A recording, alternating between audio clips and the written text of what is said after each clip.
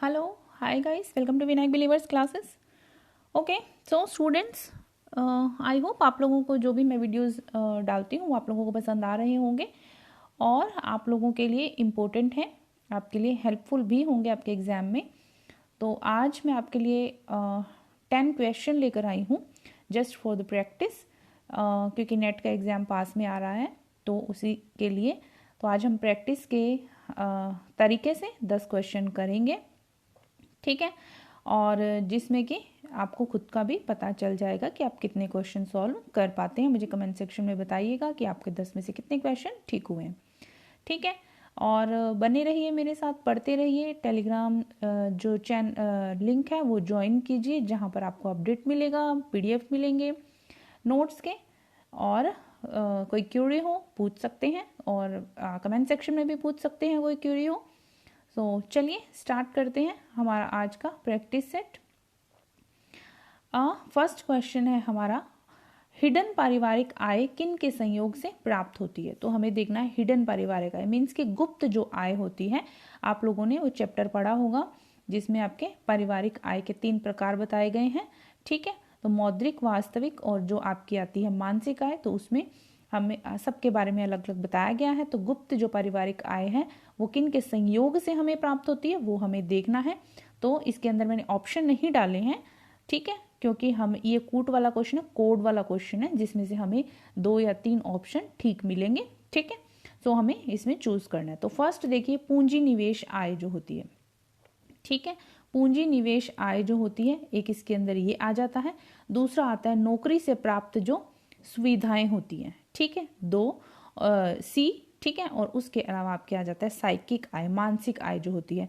ये 3 जो तरीके की आय है आपके इनकम जो है, ये हिडन इनकम के अंदर, हिडन पारिवारिक इनकम के अंदर आता है, ठीक है। ये चीज़ ध्यान रखिएगा, सामुदायिक आय जो होती है ये इसके अंदर नहीं आता, ठीक है। तो आपके पूंजी निवेश आय, नौकरी से प्राप्त सुविधाएं और साइकिक जो आय है, ये 3 चीजें आती है। तो ए, सी और डी जो है इसका राइट आंसर होगा। मैंने कोड नहीं डाले, आपको सीधा सा बता रही हूँ, ए, सी और डी ये तीनों जो है वो गुप्त पारिवारिक आय के अंतर्गत आता है, ठीक है। चलिए नेक्स्ट क्वेश्चन पर चलते हैं। नेक्स्ट क्वेश्चन के ऑप्शन है, ठीक है। चलिए इसकी बात करते हैं। तो देखिए, मस्तिष्क के कोर्टेक्स के 2 गोलार्धों के कार्यों के विशिष्टीकरण को कहते हैं, ठीक है। मस्तिष्क के कोर्टेक्स के 2 जो गोलार्ध हैं उनके कार्यों का जो विशिष्टीकरण है उसको क्या बोला जाता है? लेटरलाइजेशन, स्ट्रक्चरलाइजेशन, फंक्शनलिज्म या फिर साइकोलॉजिकल ऑर्गेनाइजेशन। सो ये बात कर रहे हैं लेटरलाइजेशन की, ठीक है। इसका राइट आंसर जो है वो है लेटरलाइजेशन। मस्तिष्क के कोर्टेक्स के 2 गोलार्ध के कार्यों के विशिष्टीकरण को क्या बोला जाता है? लेटरलाइजेशन बोला जाता है। सो इसका जो ऑप्शन है ये आपके ए जो है वो सही ऑप्शन है, ठीक है। चलिए नेक्स्ट चलते हैं हम। ओके, ये भी कोड वाला क्वेश्चन है जिसमें हमें देखना है एस्कॉर्बिक एसिड की कमी से होने वाले लक्षण, ठीक है। हमें एस्कॉर्बिक एसिड की कमी से होने वाले लक्षण देखने हैं। तो एस्कॉर्बिक एसिड आप लोगों को पता होगा, विटामिन सी की बात हो रही है यहाँ पर। तो जो एस्कॉर्बिक एसिड की कमी से, सबसे पहले तो आप लोगों को यही अलग कर लेना है, घाव देर से भरता है। ये हमने विटामिन सी में पढ़ा है कि जब बॉडी में विटामिन सी की कमी हो जाती है, एस्कॉर्बिक एसिड की कमी हो जाती है, तो घाव जो है वो देर से भरता है, ठीक है। तो आपके बी आ गया इसमें, ठीक है। उसके अलावा आपके आ जाता है जिंजिवाइटिस, ओके, ए, बी, और तीसरा आपके आ जाता है पिटीचल हैमरेज, ठीक है। तो ए, बी और डी जो है इसका राइट आंसर है, ए, बी और डी, ठीक है। एंगुलर स्टोमेटाइटिस जो कि राइबोफ्लेविन की कमी से होता है, टैकीकार्डिया ये विटामिन ई का है, ठीक है। तो आपके इसके अंदर जो बात आ रही है जिंजिवाइटिस, घाव का देर से भरना, पिटीचल हैमरेज, वैसे इसको पिटीचल हैमरेज बोला जाता है। तो ए, बी और डी इसका राइट आंसर है, ठीक है। चलिए नेक्स्ट पर चलते हैं। ओके, नेक्स्ट क्वेश्चन जो है आपका वो है आपके एजर्शन रीजन का क्वेश्चन। तो एजर्शन रीजन के क्वेश्चन में हम पहले एजर्शन पढ़ेंगे, फिर रीजन पर चलते हैं। परिधान में कढ़ाई, सीक्वेंस एवं एप्लीक संरचनात्मक डिजाइन बनाते हैं। तो किसी भी परिधान के अंदर एम्ब्रॉयडरी हो गई, सीक्वेंस वर्क हो गया, एप्लीक जो होता है स्ट्रक्चरल डिजाइन जो है वो नहीं बनाते हैं, ठीक है। तो ये ध्यान रखिएगा, क्योंकि संरचनात्मक डिजाइन परिधान की सतह संवर्धन करते हैं, तो ये भी गलत है। दोनों ही चीजें गलत हैं। परिधान में कढ़ाई, सीक्वेंस या एप्लिक संरचनात्मक डिजाइन नहीं बनाते, स्ट्रक्चरल डिजाइन नहीं बनाते हैं, ठीक है। और स्ट्रक्चरल जो संरचनात्मक डिजाइन है वो परिधान की सतह का संवर्धन करते हैं, तो ऐसा भी नहीं है। तो दोनों ही जो है वो गलत है, एजर्शन भी गलत है, रीजन भी गलत है, तो दोनों चीजें रोंग आ रही है। तो आपके जो ऑप्शन दिए होंगे उसमें ए और आर सही है, ए और आर गलत है, ए गलत आर सही, आर गलत ए सही, तो इस तरह से दिया होगा। तो आपके ए और आर दोनों गलत हैं, ठीक है। ये दोनों क्वेश्चन में आएगा, तो देख लीजिएगा, ठीक है। ओके, नेक्स्ट हम चलते हैं। नेक्स्ट चलते हैं हम। चलिए, निम्नलिखित में से कौन सा जनसंचार में पुष्टि प्रदान नहीं करता? तो जनसंचार में पुष्टि प्रदान नहीं करता संपादक को पत्र लिखना, प्रसारण के दौरान फोन करना, मुख्य समाचार या फिर टीआरपी। तो आपके इसके अंदर जो मुख्य समाचार है इसका राइट आंसर आ रहा है, जनसंचार में पुष्टि प्रदान नहीं करता वो है मुख्य समाचार, ठीक है। मान लीजिए कोई जो समाचार आ रहे हैं, कोई भी न्यूज़ आ रही है, तो उसकी हेडलाइन जो है वो पूरी तरह से पुष्टि प्रदान नहीं करता, उसकी डिटेल में जाना पड़ता है, ठीक है। तो मुख्य समाचार। चलिए नेक्स्ट चलते हैं। नेक्स्ट क्वेश्चन है हमारा, ये टेक्सटाइल से रिलेटेड ही है। एसिड रंजक ऊन व रेशम के लिए उपयुक्त है। एजर्शन बोर्ड है, एसिड रंजक जो है ऊन व रेशम के लिए उपयुक्त है। तो ये जो बात है, एसिड रंजक जो है रेशम और ऊन के लिए उपयुक्त है, ये तो सही है, क्योंकि एसिड रंजक ऊन और रेशम में पाए गए हाइड्रोक्सी समूह के साथ मिलकर आयनिक बॉन्ड बनाते हैं। तो ये चीज जो है वो सही नहीं है, ए सही है, आर गलत है, ठीक है। तो एसिड रंजक ऊन रेशम के लिए उपयुक्त माना जाता है, लेकिन हाइड्रोक्सी समूह के साथ मिलकर आयनिक बॉन्ड बनाते हैं, ये गलत है। तो जो एजर्शन सही, रीजन गलत। तो ए सही आ रहा है और आर गलत। ये ऑप्शन में इस तरह से दिया होगा, आपको मिल जाएगा, ठीक है। मैंने यहाँ पर ऑप्शंस नहीं डाले, आपको डायरेक्टली बता रही हूँ। चलिए नेक्स्ट हमारा जो क्वेश्चन है वो है, एक बच्चे को पालन करने वाली शैली जो स्वीकृति और भागीदारी में उच्च है, ठीक है, तर्क के साथ पक्के नियंत्रण पर जोर देती है, उसे कहा जाता है।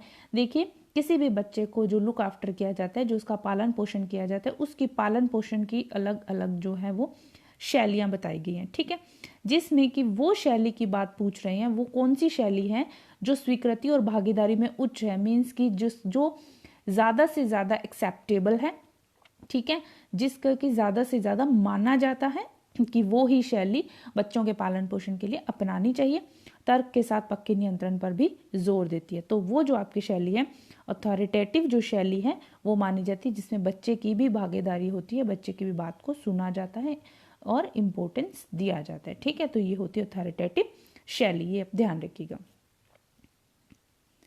नेक्स्ट चलते हैं। नेक्स्ट हमारा क्वेश्चन एजर्शन रीजन का है। चलिए, प्रणाली अंतर्निर्भर उप प्रणालियों का वह समुच्चय है जिससे संयुक्त संपूर्ण का निर्माण होता है, ठीक है।